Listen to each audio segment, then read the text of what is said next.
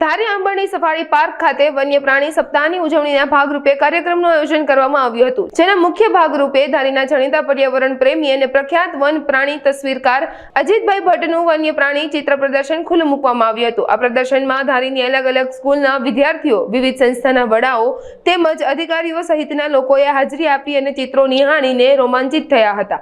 Ambardi safari પાર્કના RFO પટેલે લોકોના સરળતાથી આ પ્રદર્શન નિહાળી શકે તે માટે સુંદર વ્યવસ્થા કરી આપી હતી। આ પ્રસંગે પ્રકૃતિ શું છે અને વન્ય પ્રાણી શું છે જેના મહત્વ વિષયો પર તજજ્ઞો દ્વારા ચર્ચા પણ કરવામાં આવી હતી।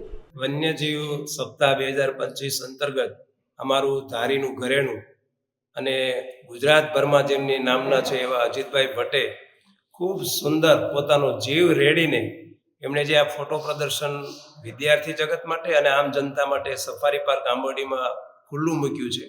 એ એક એક તસવીરમાં એવું કહી શકાય કે અજીતભાઈ ભટ્ટનો જીવ રેડ્યો છે। એ અમુક તસવીરો એવી છે કે એ પોતાના કપડાં પણ ગારાવાળા થઈ જાય ત્યાં સુધી તસવીર ખેંચવામાં મશગુલ રહ્યા છે।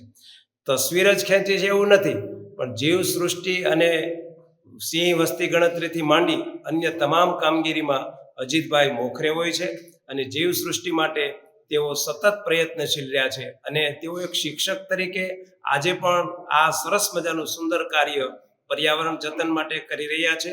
એમના વિશે તો હું વધારે ન કહી શકું, પણ એમની સેવા એવી છે કે ગાગરમાં સાગર ભરવા જેવી એમની ઉમદા સેવા છે અને પર્યાવરણ બોલ એમાં જ કલ્યાણ છે। જળને ઝીલવા, ઝાડવા ઉછેરવા, સંચય તું બોલ એમાં જ કલ્યાણ છે। આ પ્રદર્શન બહોળી સંખ્યામાં હું જ્યારે આવ્યો ત્યારે ખૂબ સંખ્યામાં લોકો આ પ્રદર્શન નિહાળી રહ્યા હતા। વિદ્યાર્થીઓ પણ ખૂબ સરસ રીતે નિહાળી રહ્યા હતા અને ભટ્ટ સાહેબ, અજીતભાઈ ભટ્ટ સાહેબને પ્રશ્નોત્તરી કરી અને જુદા જુદા પ્રશ્નો પણ વિદ્યાર્થીઓ પૂછી રહ્યા હતા અને સાહેબ શિક્ષક હતા એટલે ખૂબ સરસ રીતે ઝીણવટભર્યું સમજાવી પણ રહ્યા હતા। આજે 4 અને 5 ઓક્ટોબર વન્ય પ્રાણી સપ્તાહ નિમિત્તે આંબરડી સફારી પાર્ક ધારી ખાતે મારું ફોટોગ્રાફી પ્રદર્શનનું આયોજન કરેલું છે વન વિભાગ દ્વારા।